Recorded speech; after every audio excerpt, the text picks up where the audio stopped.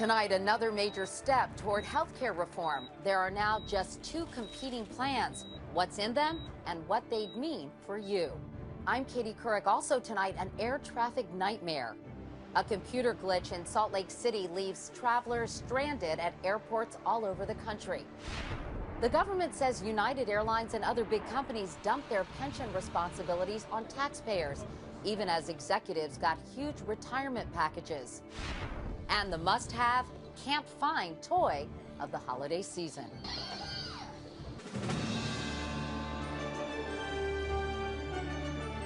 This is the CBS Evening News with Katie Couric. And good evening, everyone. Well, it's down now to two health care reform bills, the one the House passed 2 weeks ago and the one Senate Majority Leader Harry Reid put out today. The first test vote will happen on Saturday. Reid hasn't locked up the 60 votes he needs to get it through. His bill would extend coverage to 94% of Americans, the House bill, 96%. Nancy Cordes tells us the major difference? Cost. Exuberant Senate Democrats hailed their long-awaited final health care bill today. Like the House bill, this Senate version would impose an immediate ban on insurance industry abuses, such as dropping customers with pre-existing conditions. Both bills would create a government-run public option for Americans without insurance, though the Senate version would allow individual states to opt out of the program if they want to. For the first time, we're going to allow the American consumers to be involved in a buyer's market when it comes to insurance. Compared to the House bill, the Senate version is a relative bargain. $848 billion over 10 years, compared to more than $1 trillion. That's partly because the House bill expands Medicaid more dramatically and provides more generous tax credits to low-income Americans to help them buy insurance. The key difference between the Senate bill and the House bill is the Senate bill really focuses more on controlling the cost of health care. That is its strength. The key focus of the House bill is really making sure that every individual has security, that people can afford their medical expenses. To help pay for reform, the Senate bill would heavily tax high-cost insurance plans, impose a 5% tax on elective cosmetic surgery, and slightly raise Medicare payroll taxes for high-earning Americans. The House bill, on the other hand, levies a hefty 5% surtax on millionaires. The Senate bill does not go as far as the House did to restrict the use of public funds to pay for abortions. That will set up a fight down the road. For now, though, Senate Democratic leaders appear increasingly confident they can win over uncommitted moderates. And they'll have to, because they cannot count on any Republican votes. This is the same turkey that you saw in August, and it's not going to taste any better in November.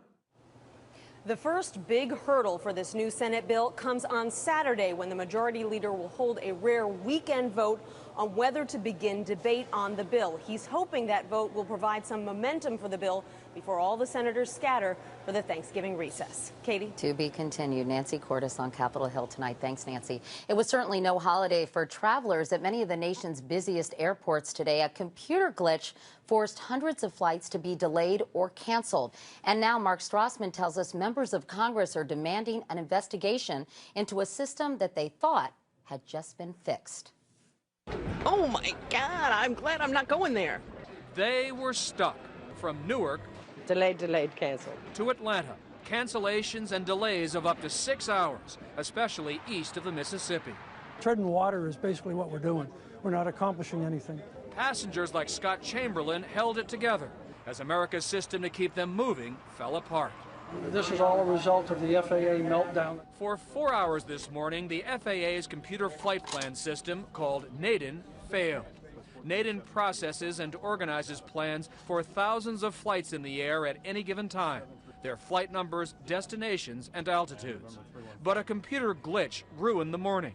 Controllers had to enter the information manually and were overwhelmed. It's very, very disruptive to the system. It's the only way to keep the airplanes moving. And it's a pretty big scramble. This was the third major meltdown of the system in the last 3 years. Today was difficult. Next week, the start of the busy holiday travel season would have been worse. We really are going to test our system again. And if we're not ready, we're going to see this sort of thing on a regular basis. Since NADN failed last year, the FAA has upgraded it. But after today's failure, apparently still not enough. So I've gone ahead and rebooked this. Scott Chamberlain and his wife rebooked to San Francisco.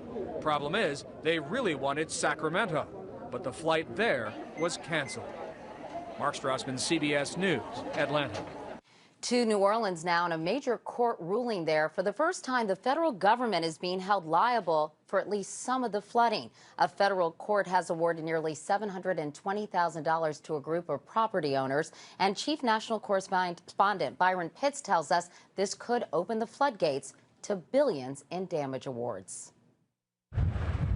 Homeowners in New Orleans' Lower Ninth Ward in St. Bernard's Parish called the landmark ruling sweet vindication.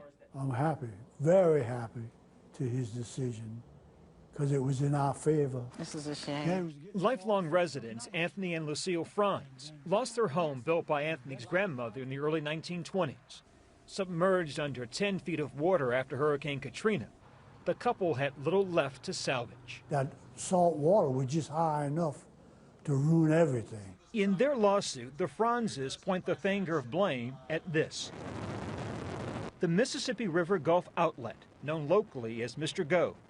The 76-mile shipping channel was built in the 1960s by the Army Corps of Engineers. The lawsuit contends the Corps' neglectful operation and maintenance of Mr. Go led to much of the flooding that ravaged the Crescent City.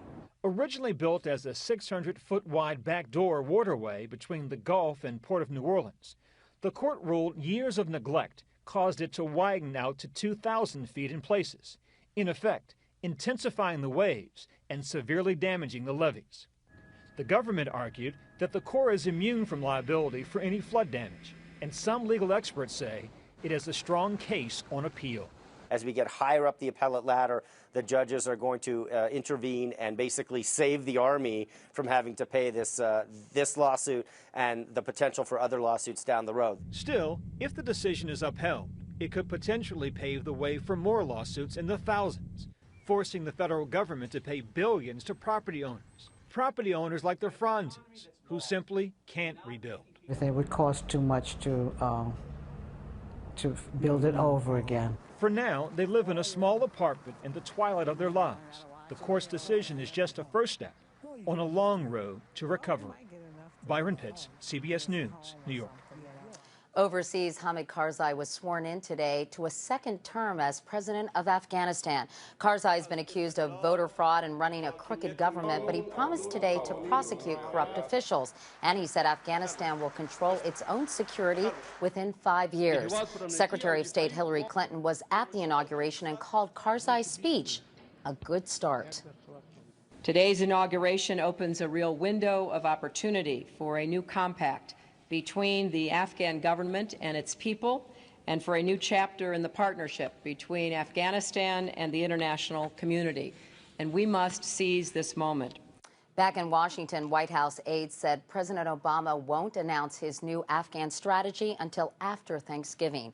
Lara Logan is our chief foreign affairs correspondent. Lara, do U.S. officials and the Afghan people believe that Hamid Karzai can effectively lead Afghanistan and even unite it? Well, what seems to have happened is Karzai's popularity from 2001 has, he doesn't enjoy the same faith and trust in him that he once had.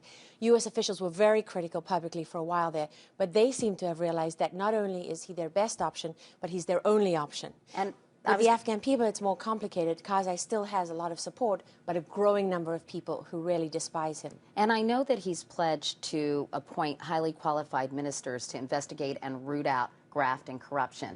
But isn't that like the fox guarding the henhouse, perhaps? Pretty much. I mean, one Afghan official said to me, if Karzai got rid of corruption in his government, he'd have to get rid of more than half the government overnight, which isn't going to happen. He can take certain steps. His record so far is poor, and many people just don't believe him. All right. Lara Logan, thank you so much, as always, for your perspective tonight. We appreciate it. Turning now to the massacre at Fort Hood, the Pentagon today launched an investigation into the shooting in which an Army psychiatrist is accused of gunning down fellow soldiers. Our Justice correspondent Bob Orr tells us the focus will be on how the military identifies soldiers who might be a threat to others. 2 weeks to the hour after a shooting spree left 13 dead at Fort Hood, Defense Secretary Robert Gates ordered the sweeping Pentagon review. Former Army Secretary Togo West and former Navy Chief Vern Clark will lead the inquiry, asking, can the military identify service members who are emerging threats? Are personnel and medical programs sufficient? And can bases handle mass casualty events? The most important thing for us now is to find out what actually happened, put all the facts together so that nothing like this ever happens again. Meanwhile, military and FBI investigators are still scrubbing the background of the suspect, Major Nidal Hassan. Sources say the evidence strongly suggests he acted alone, drawing inspiration from jihadist websites and emails from radical Islamic Imam Anwar al-Awlaki. Now investigators are looking at how critical warning signs were missed, but the focus on Hassan and his religion has fellow Muslim soldiers concerned.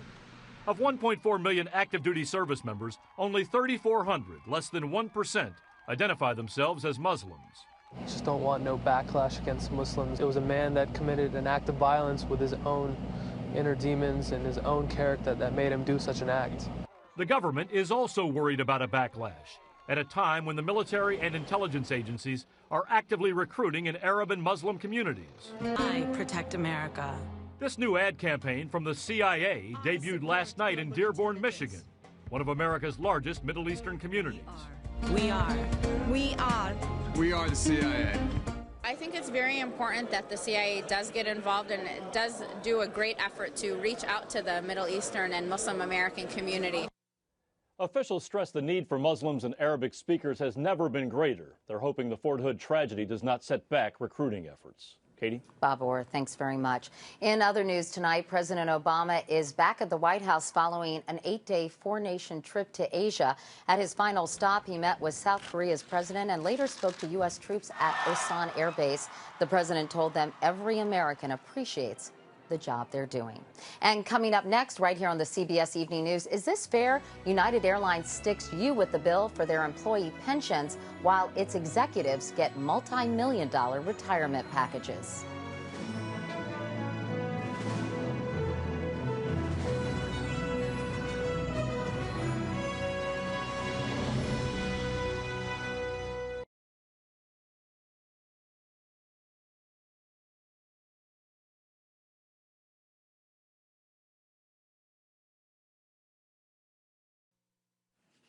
Taxpayers are not going to like this at all. A government report today says some corporate executives were getting very generous retirement packages, even as their companies were sticking the rest of us with responsibility for their employee pension plans.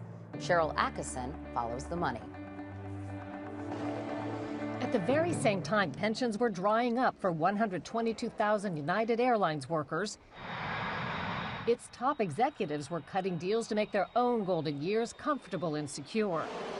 CEO Glenn Tilton and two other top executives collected $7.6 million in retirement benefits in 4 years and earned a combined $55.5 million compensation with perks like a car and driver and country club memberships. That's one small sample of the outrage packed into a new GAO report.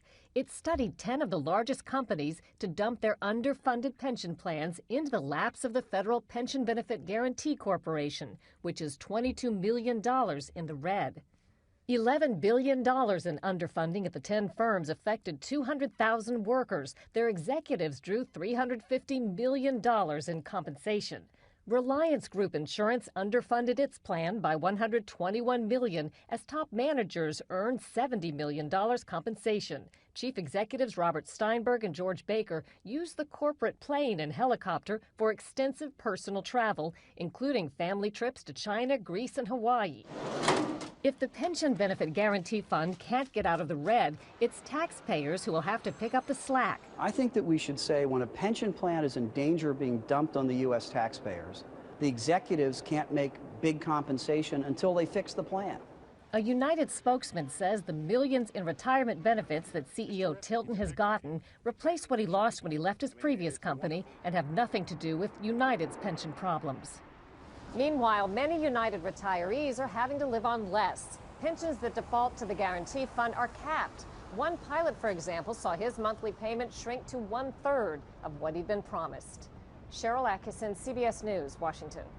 And then there are people who are trying to survive without a job. The government reported today that more than 500,000 Americans joined the line for unemployment benefits this past week. That's the same number as joined the week before.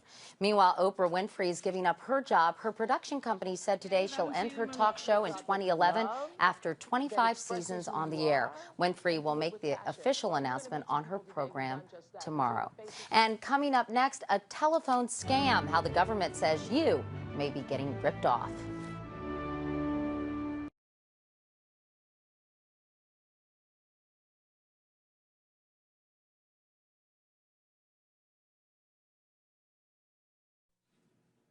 Chances are you never noticed it, but on many telephone bills, among the fees and taxes is one for video relay services. Now, they help people with hearing problems communicate electronically. Companies that provide these services bill the government hundreds of millions of dollars a year. But now, as Chief Investigative Correspondent Armen Keteyian tells us, federal prosecutors say some of that money is winding up in the pockets of swindlers. For more than 30 million Americans, places like this video call center in Rochester, New York, are nothing less than a lifeline to the outside world.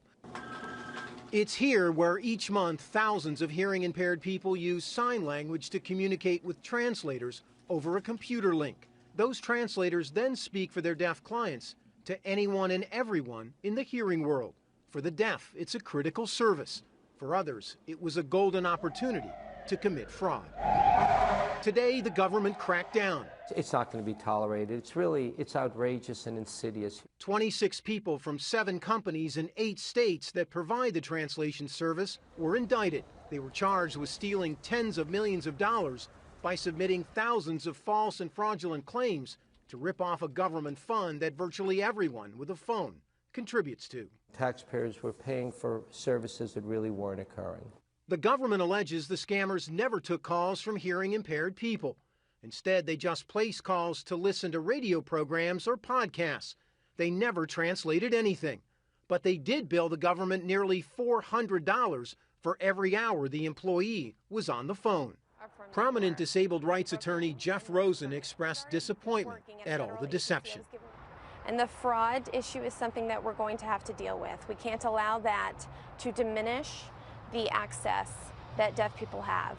The service began back in 1993, but in recent years, these type of calls have exploded, rising from about 100,000 minutes per month in 2004 to upwards of 9 million per month, generating an expected $800 million this year alone.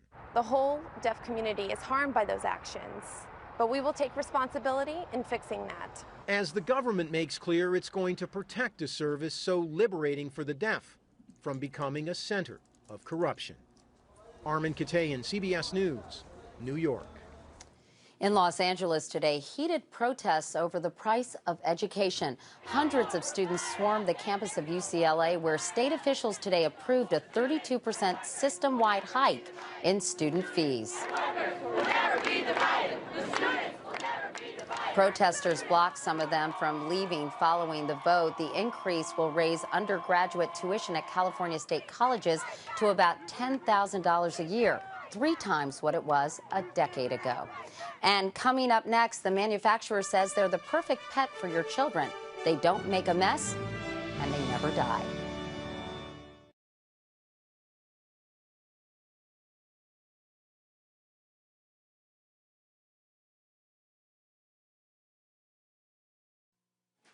And finally tonight, if you're keeping track, there are 35 shopping days till Christmas. Now, every year there seems to be one really hot toy. Remember the Cabbage Patch Kids and Tickle Me Elmo? This year, Anthony Mason tells us the must-have toy is a pet for kids who want one and parents who don't. They were all Olivia Montesando wanted for her birthday. Well, I felt really excited to get Zuzu Pets because I just love them. Zuzu Pets go here and there. They have names like Num Nums, Chunk, and Pipsqueak. Suddenly, these robotic rodents top every little girl's holiday wish list. And now it's definitely the toy that everyone wants that you can't find. Out of stock, out of stock, out of stock. Melissa Post has been on a hamster hunt for weeks now for her daughter Jessica. And I called every Toys R Us, Walmart, and Target within 2 hours of my home. Still no hamsters today. Zuzu pets retail for only $8 if you can find one, but on the internet they're going for much more. Oh look, Pipsqueak is only $40. The hottest holiday toy doesn't come from one of the mega toy makers. It is truly unbelievable. It's made by the little St. Louis-based Sepia Company. In our worldwide network, we have 16 people here in St. Louis, Missouri. We have about 25 people in Shenzhen in China. Sepia came up with the toy hamster idea only a year ago. Toys R Us helped test market them in Phoenix. And we couldn't believe the numbers. When we first looked at them, we thought there was something wrong with the computer because they were selling so rapidly, we'd never seen anything like it. Now fans are filling YouTube with their Zuzu videos. One analyst projects holiday sales of $50 million, and Sepia has cranked up 3 more factories in China to try to keep up with demand. There's no recipe for this kind of success, is there? No. You could try. If you set out and try to be methodical and say, I'm going to design the hottest toy of the year, I guarantee you would fail. Electronic hamsters. Who knew? This little company in St. Louis. That's who. Anthony Mason, CBS News, New York. That is cool. And very cool for that company. And that is the CBS Evening News for tonight. I'm Katie Couric. Thanks for watching. I'll see you tomorrow. Until then, you can find the latest news at cbsnews.com. Good night.